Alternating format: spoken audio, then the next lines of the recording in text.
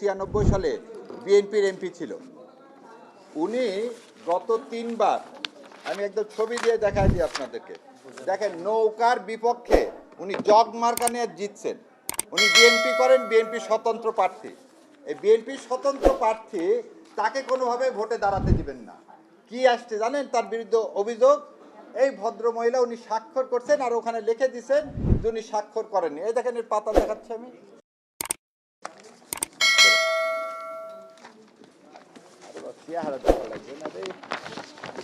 বলছে 1500 নম্বরে এই ভদ্র মহিলা, এদিকে আসে, এই ভদ্র মহিলা স্বাক্ষর করেনি, দেখেন স্বাক্ষর করছে।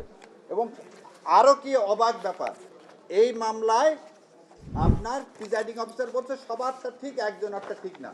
আজকে হিয়ারিং করার সময় বিএনপির প্রার্থী এসে অপোজিশন দেয় তার স্বতন্ত্র বিএনপি প্রার্থী যাতে ইলেকশন করতে না পারে। সেজন্য আপনাদের মাধ্যমে বলতেছি সারা দেশবাসীকে, ভোট হচ্ছে একটা আমানত, এবং এইভাবে বিএনপির স্বতন্ত্র প্রার্থীদেরকে এইভাবে ভোট করতে না দেওয়া, এই কনস্পিরেসি, এই ইলেকশন ইঞ্জিনিয়ারিং চলবে না।